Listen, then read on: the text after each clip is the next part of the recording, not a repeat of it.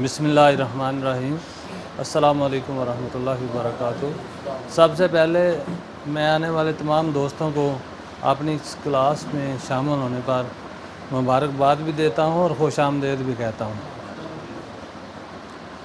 तो सब भाइयों ने अपने अपने हालात वाक़यात तिब को किस तरह शुरू किया, किस तरह काम किया, कौन कौन सी तहरीकों की हमने पहले दुआई दी, हम भी उनमें शामिल थे। अगली तहरीक की, उसी अगली तहरीक की, हम आप लोगों के साथ थे भाई उस वक़्त भी। मगर हम पर उस्ताद जी ने ख़ास शफ़क़त की। एक दिन उस्ताद जी ने फ़ोन किया कि इन साहब हमने क्लास शुरू करनी है, आप भी आ जाएं यार। क्या होगा, 4 आदमी इकट्ठे बैठ जाएंगे, आ जाओ, कुछ सोच लें, कुछ कर लें। मैंने कहा ठीक है, सबक तो कुछ तो याद करेंगे ना, हो सके दोहराई कर लेंगे। मुझे नहीं पता था कि इधर को मामलात कुछ और हैं। मैं तो यही समझ रहा था कि चलो दोहराई हो जाएगी, कोई थोड़ा थोड़ा पता चल जाएगा। तो अल्हम्दुलिल्लाह यहाँ क्लास में आए, पता चला कि यहाँ तो तहरीक, तस्कीन, तहलील पर बात हुई है और हो रही है। उसको समझने की कोशिश की, काफ़ी देर समझता रहा, काफ़ी देर लगी मुझे, शायद आप दोस्तों से ज़्यादा टाइम लगा कि मैं तहरीक तहलील को किस तरह समझाऊँ। चलो बहरहाल अल्हम्दुलिल्लाह कुछ ना कुछ समझ आ गई, गुजारा हो गया। तो कहने का मकसद ये है कि तहरीक से ही मैं बात करता हूँ। जब बंदा किसी भी मरीज़ की नब्ज़ देखता है, करूरा देखता है, तो हमने तहरीक को ही देखना है कि तहरीक क्या है। क्योंकि जब तक तशख़ीस सही नहीं होगी, तशख़ीस तब भी सही होगी जब हम तहरीक को कन्फर्म कर लेंगे कि ये बंदे की कन्फर्म तहरीक है। तो अल्हम्दुलिल्लाह बिल्कुल बात ठीक है।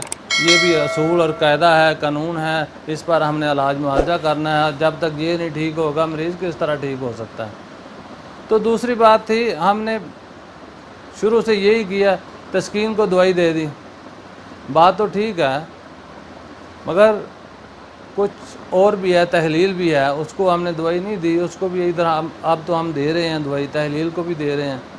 समझने के बाद जो ये थी कि हमने देनी किस वक़्त है, ये हमें किस तरह पता चलेगा कि तहरीक को मिल गई है, तस्कीन को दवाई देनी है या तहलील को देनी है। सबसे पहले हम तहरीक पर आते हैं। जब तहरीक पर आएंगे तो तहरीक तो भाई सिर्फ़ एक फ़ेल में, यानी कि हर उज़व के जो अज़ाए रईसा हैं उसके हर अज़ाए रईसा के 2 फ़ेल हैं। तहरीक जब भी मिलती है उज़व के एक फ़ेल में मिलती है, या मशीनी फ़ेल में मिलती है या कीमियाई फ़ेल में मिलती है। तो हम उस्ताद जी ने जो हमें समझाया, ये उस्ताद जी की मेहरबानी है कि उन्होंने हम पर शफ़क़त की।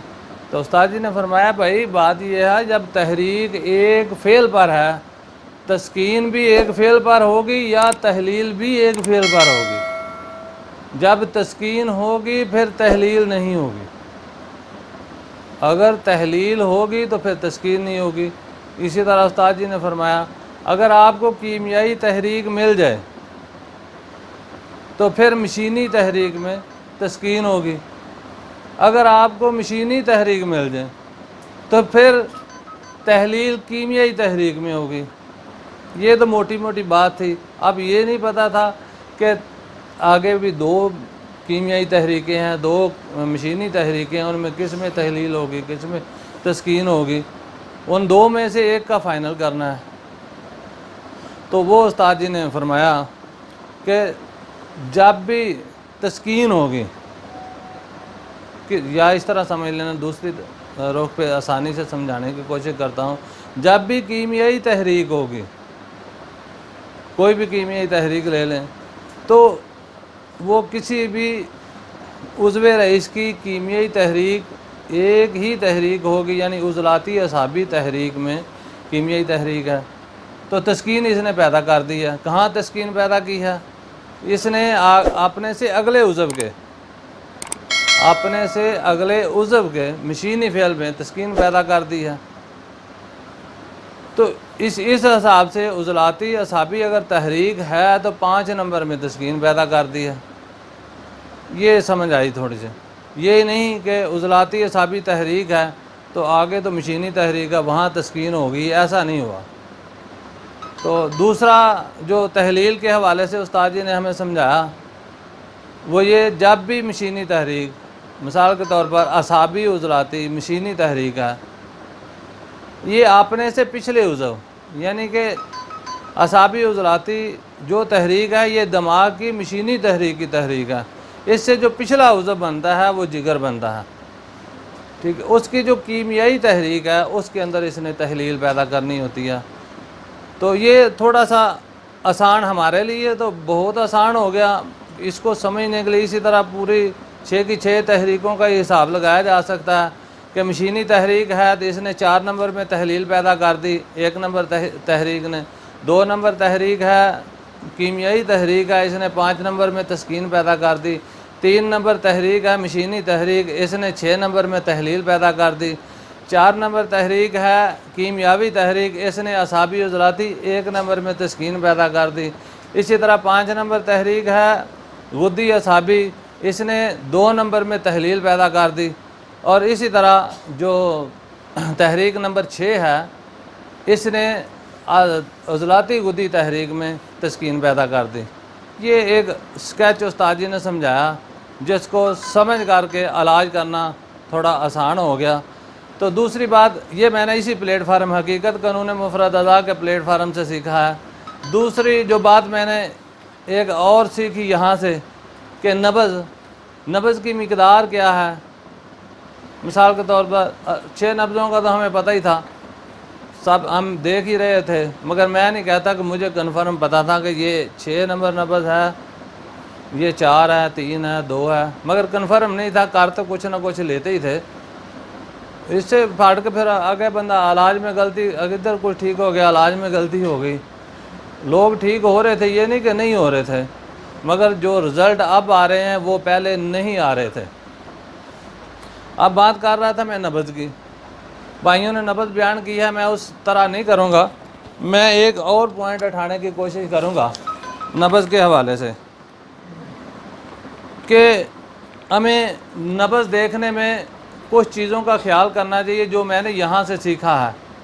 मैंने यहाँ से सीखा है कि नब्ज़ के अंदर 5 चीज़ें जो हैं उनको ख़ास तौर पर मद्देनज़र रखना है। सबसे पहले आपने नब्ज़ जो है ना इसका मकाम तलाश करना है कि इसका मकाम कौन सा है, ठीक है जी। कोई भी नब्ज़ आप देख लें, 6 की 6 नब्ज़ों में से कोई भी देख लें, सबसे पहले इनका मकाम को ख़ास तौर पर आपने मद्देनज़र रखना है। दूसरा, इसका अर्ज़ आपने वो देखना है कि इसका अर्ज़ क्या है। तीसरा, इसकी तवालत, लंबाई इसकी कितनी है, इस चीज़ को मद्देनज़र रखना है। जो चौथा है, इसका लमस आपने मद्देनज़र रखना है। और एक चीज़ और आपने मद्देनज़र रखनी है, वो है इसकी रफ़्तार, उसको भी मद्देनज़र रखना है। ये 5 चीज़ें आप ख्याल कर लेंगे, फिर आपको पता चलेगा ये किस कैफियत की नब्ज़ है। फिर आपको पता चलेगा ये किस कैफियत की नब्ज़ है। और इन 5 चीज़ों को मद्देनज़र रखते हुए आप पहचान जाएंगे ये नब्ज़ भी कौन सी है। जब इस नब्ज़ को आप पहचान लेंगे, मिसाल के तौर पर आपने पहचान लिया कि 1 नंबर नब्ज़ असाबी उज़लाती नब्ज़ है, तो फिर आपको पता चल जाएगा इसकी कैफियत तो सर्द है।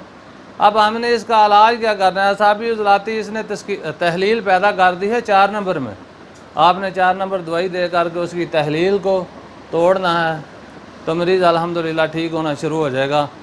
तो इससे आगे मैं एक बात और करना चाहूँगा कि इसके बाद तजवीज़ के लिए हमने फिर इसका दूसरा पहलू मद्देनज़र एक और करना है जो हमारे व्हाट्सएप ग्रुप के अंदर भी शामिल है कि